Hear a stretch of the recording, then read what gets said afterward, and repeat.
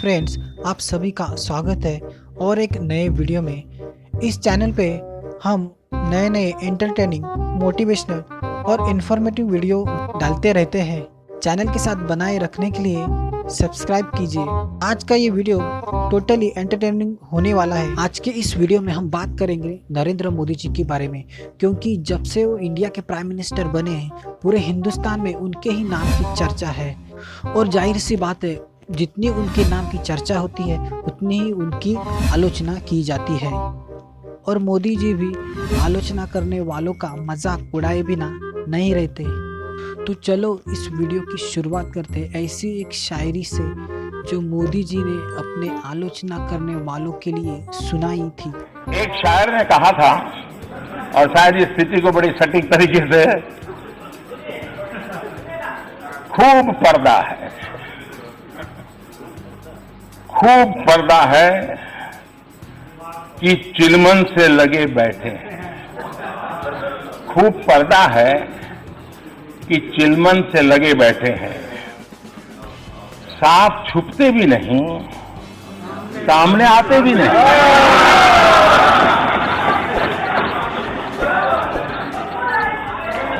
Public सब जानती है, सब समझती है।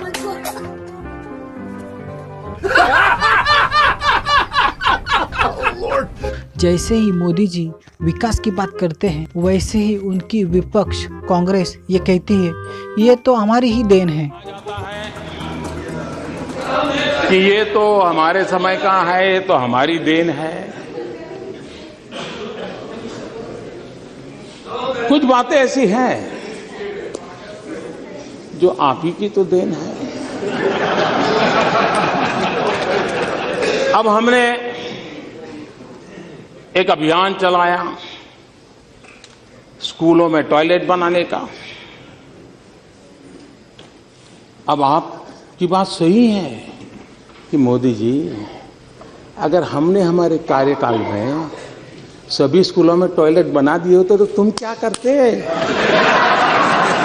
ये तो हमने नहीं बनाए, इसलिए तुमने 4 लाख बनाए। ये आप ही की तो देन है।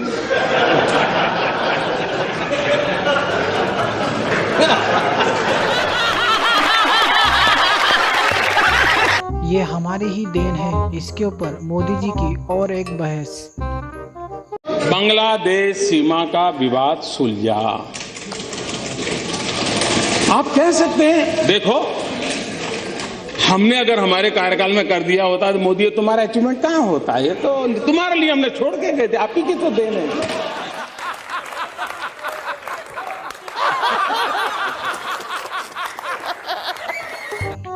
मोदी जी का पॉलिटिक्स में अपना एक तजुर्बा है, अपना एक एक्सपीरियंस है, लेकिन उनका सामना जब भी राहुल गांधी जी से हो जाता है तो वो एक अलग ही मजेदार वाकया बन जाता है और सुनने वाले हंस हंस कर लोटपोट हो जाते हैं। प्रधानमंत्री यहाँ खड़े होते हैं, कहते हैं नारेगा जैसी बेकार योजना मैंने कभी नहीं देखी। नारेगा, मनरेगा, मनरेगा,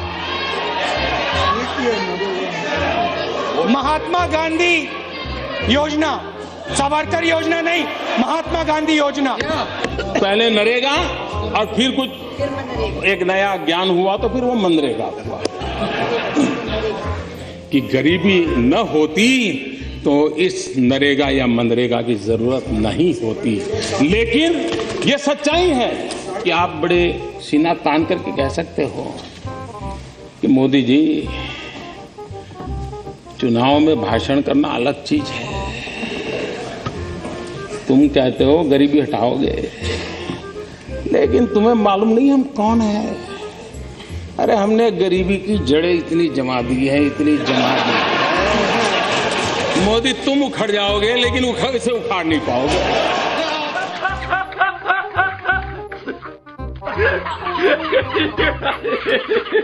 एक बार तो मोदी जी ने सदन को न चलने देने की वजह से राहुल गांधी और विपक्षियों को खूब लताड़ा था, उनका खूब मजाक उड़ाया था, जिसकी वजह से सुनने वाले हंस हंस के पागल हो गए थे। विपक्ष में भी ऐसे होनहार सांसद है, ऐसे होनहार सांसद है ऐसे तेजस्वी सांसद है और मैं मानता हूं उनको सुनना, उनके विचार अपने आप में एक बहुत बड़ी एसेट है। लेकिन अगर सदन चलेगा तो उनको बोलने का अवसर मिलेगा। अगर वो बनेंगे, बोलेंगे तो बहुत उनकी जय जयकार होगी। तब हमारा क्या होगा, ये चिंता सता रही है। योजना लाए, नई तरीके से लाए, तो कुछ लोगों को उम्र तो बढ़ती है लेकिन समझ नहीं बढ़ती है, तो समझने में बड़ी देर लगती है। कुछ लोगों का ऐसा रहता है और इसलिए चीजें समझने में बड़ा समय जाता है। कुछ लोग तो समय बीतने के बाद भी चीजें समझ नहीं पाते और इसलिए अच्छा लगता है विरोध करें, तो वो विरोध करना अपना तरीका ढूंढते रहते हैं।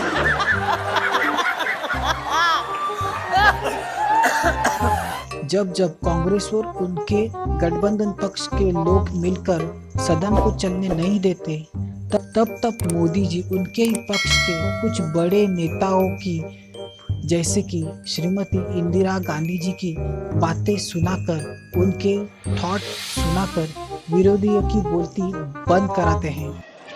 जैसे ही कोई खास काम आगे बढ़ता है, 100 कारण बताए जाने लगते हैं कि ये काम क्यों नहीं करना चाहिए। मुझे लगता है कि एक मजबूत और ऊंची दीवार ने हम सबको चारों तरफ से घेर के रखा है। कितनी सटीक बात है। ये 1968 में इंदिरा गांधी ने कही थी।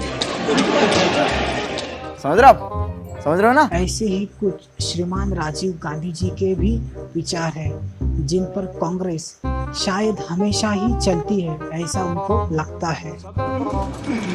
एक ऐसा फोरम है जहां तर्क रखे जाते हैं, जहां तीखे जवाब दिए जाते हैं।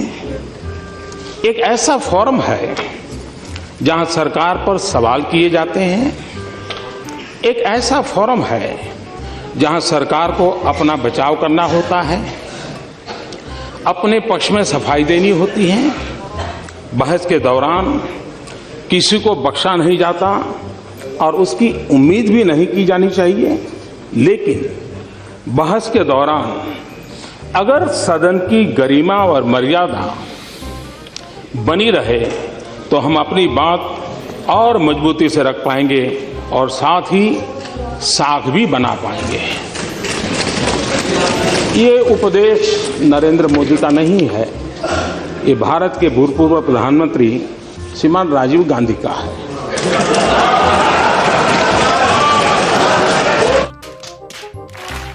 मोदी जी की जितनी भी चर्चा की जाती है, उससे भी अधिक उनकी आलोचना की जाती है। मोदी जी की चर्चा शायद मीडिया, लिबरल्स और राहुल गांधी जैसे विरोधियों की आलोचना से ही होती है, और ये बात मोदी जी भी मानते हैं। इतना प्यारपूर्ण रिलेशन है। अगर मीडिया इतनी मेहनत न करता मोदी को बदनाम करने की, तो आज मोदी को कौन जानता। अगर मीडिया इतनी मेहनत न करता मोदी को बदनाम करने की, तो आज मोदी को कौन जानता जी। गुजरात में हुए दंगों का इल्जाम जब भी उन पर लिया जाता है, तब वो बिना हिचकिचाए यही कहते हैं कि उनकी जरा से भी गलती मिल जाए तो उनको सरेआम फांसी दी जाए। अगर मोदी पर जो इल्जाम लगाए गए हैं और उसमें रत्ती भर भी सच्चाई, अगर 100 इल्जाम है लेकिन एक में भी सच्चाई हो, मैं मानता हूं भारत के उज्जवल भविष्य के लिए, भारत में उज्जवल परंपराओं के लिए चौराहे पर खड़े रख करके मोदी को फांसी देनी चाहिए। मोदी जी को जब ये पूछा गया कि दूसरे धर्म के लोग आपको टोपी पहनते हैं तो आप उनको इनकार क्यों करते हैं, तब मोदी जी ने बड़ा स्वाभिमानी उत्तर दिया कि मैं मेरी परंपराओं का पालन करता हूं, मैं सबकी परंपरा का आदर करता हूं, पालन मेरी परंपराओं का होगा और मुझे इसका गर्व है। जब भी मोदी जी चुनावी भाषण में होते हैं, तब उनके चाहने वालों को बहुत ही मजेदार क्षण होते हैं और उनके विरोधी के लिए बहुत ही दुख भरे। भाइयों बहनों, हमने पाकिस्तान की सारी हेकड़ी निकाल दी।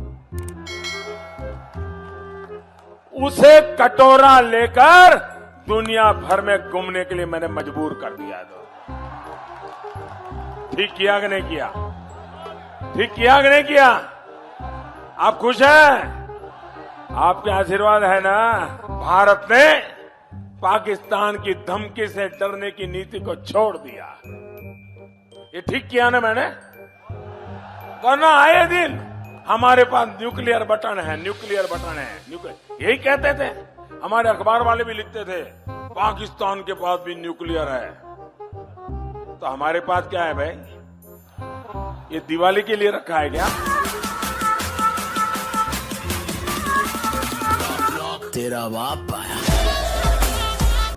एक बार राहुल गांधी ने भाषण देते समय बोलते बोलते कुछ ऐसा बोल दिया कि जिसका सरल अर्थ यही निकल रहा था कि आलू फैक्ट्री में बनते हैं, और मोदी जी के लिए इतना अवसर काफी था।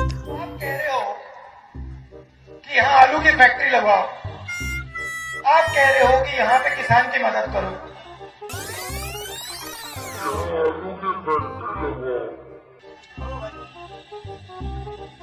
अंत में मैं विपक्ष का नेता हूं, मैं दबाव डाल सकता हूं, जो मैं कर रहा हूं, मगर मैं डिसीजन तो नहीं ले सकता ना। मैं किसान के लिए आलू की फैक्ट्री तो नहीं खोल सकता। अबे साले। लेकिन भाइयों बहनों, ये कांग्रेस पार्टी में एक ऐसे नेता है जो आपके पास वोट मांगने आए हैं, उनको इतना ज्ञान नहीं है कि आलू खेत में होता है कि आलू फैक्ट्री में होता है। हमेशा मोदी जी आलोचना करने वालों का और विरोधियों का खूब मजाक उड़ाते हैं।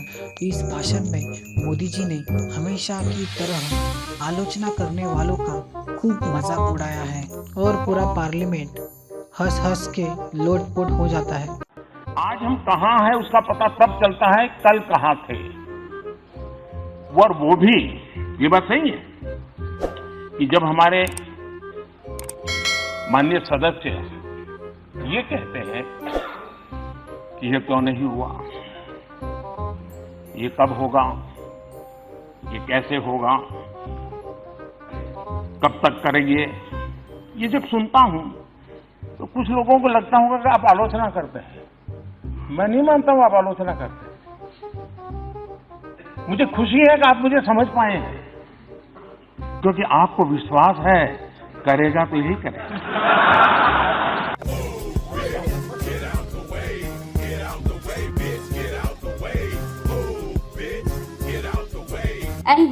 एक बार तो राहुल गांधी ने उनकी आलोचना करते हुए मोदी जी को विरोध दर्शाते हुए ये तक कहा था कि देश के युवा और वो मिलकर मोदी जी को डंडे मारेंगे, और मोदी जी ने भी उनका जमकर मजाक उड़ाया था।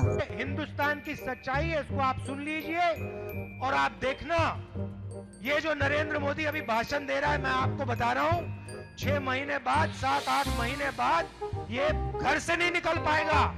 हिंदुस्तान के युवा इसको ऐसा डंडा मारेंगे, इसको समझा देंगे कि हिंदुस्तान के युवा को रोजगार देने के बिना ये देश आगे नहीं बढ़ सकता है। मैंने कांग्रेस के एक नेता का कल घोषणा पत्र सुना। उन्होंने घोषणा की है कि 6 महीने में मोदी को डंडे मारेंगे।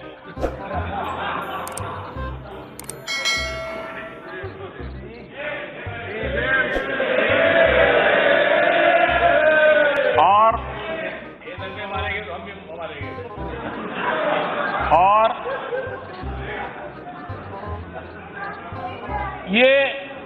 ये बात सही है कि ये काम जरा कठिन है, तो तैयारी के लिए 6 महीने तो लगते ही हैं। तो 6 महीने का समय तो अच्छा है, लेकिन मैं भी 6 महीने में तय किया हूं कि रोज सूर्य नमस्कार की संख्या बढ़ा दूंगा, ताकि अब तक करीब 20 साल से जिस प्रकार की गंदी गालियां सुन रहा हूं और अपने आप को गालिब बना दिया है, 6 महीने ऐसे सूर्य नमस्कार करूंगा, ऐसे सूर्य नमस्कार करूंगा कि मेरी पीठ को भी हर डंडे झेलने की ताकत वाला बना दूंगा। नाक बंद, खोटा खोटा बात बंद, बनना है तो बाप बन, छोटे थोड़ा शाप बन, चार जन जब करेंगे तेरी बुराई तब समझ जाना कि तू बेटा मचा रहा। कहते हैं जब इंडियन आर्मी ने सर्जिकल स्ट्राइक और एयरफोर्स ने एयर स्ट्राइक की थी, तब मोदी जी ने इंडियन आर्मी और एयरफोर्स को दुश्मन को सबक सिखाने के लिए खुली छूट दी थी। आपने समस्या सुलझा दी, घर में घुस के मारा। आखिरकार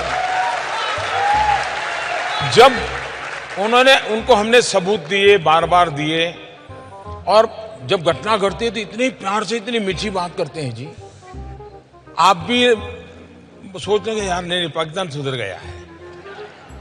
पुलवामा के बाद मैं उनकी बहुत मीठी मीठी बातें मानने को तैयार नहीं था। मैंने कहा भाई आपकी बहुत बातें सुन चुका हूं, आप करते नहीं कुछ। हमारे यहाँ इतने लोगों को मार दिया, आपको हमने सबूत दे दिए, हमने एविडेंस दे दिए, उनकी टेलीफोन दे दिए, सब दे दिया, लेकिन आप कहते हैं हम जांच कर रहे हैं, और 10-10 साल हो गए। तो अगर ठीक है, अब हमारी सेना को जितना आता है वो करते रहेंगे। लेकिन आप भी तो ऐसे काम करते हैं ना। आप पुलवामा हुआ, पाकिस्तान को पता था कि आप कुछ न कुछ तो करने वाले हैं, मोदी खाली तो बैठेगा नहीं, और पाकिस्तान ने पूरी तैयारी की थी उसको रोकने की, तो भी गए और बिना खरोंच हुए वापस आ गए। वो जो गलती हमारे देश में मेरे लिए लोग करते हैं ना, तो वो भी तो पुराने हमारे देश वाले ही हैं। 47 के पहले उनकी आदत भी तो वही है जो हमारी है, और इसलिए वो भी मेरे सामने में यहाँ के लोग जो टीवी पे वगैरह दिखाते हैं उसके आधार पर सोचते हैं, इसलिए गलती हो जाती है। उनको लगा था कि मोदी ने सर्जिकल स्ट्राइक किया था तो इस बार ऐसा कुछ करेगा, तो इसलिए उन्होंने सब वहां पर खड़ा कर दिया, तामझाम पूरा। इवन अफगानिस्तान की बॉर्डर से भी लाकर के यहाँ रख दिया, इवन बलूचिस्तान में जो है उनको भी लाकर के यहाँ रख दिया, सारे टैंक लगा दिए, राडार लगा दिए, सब लगा दिए। अब हम बजरंगबली की जय कर करके ऊपर से चले।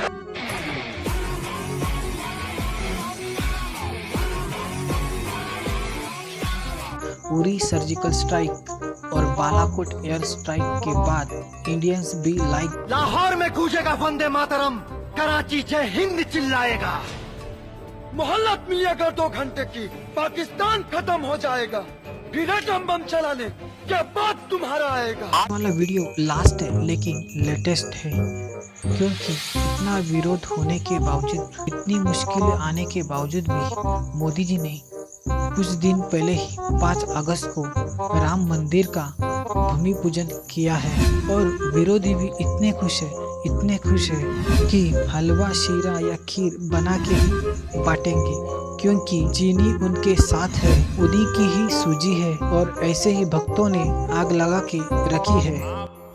साथियों, श्री राम का मंदिर हमारी संस्कृति का आधुनिक प्रतीक बनेगा। इस मंदिर के बनने के बाद अयोध्या की सिर्फ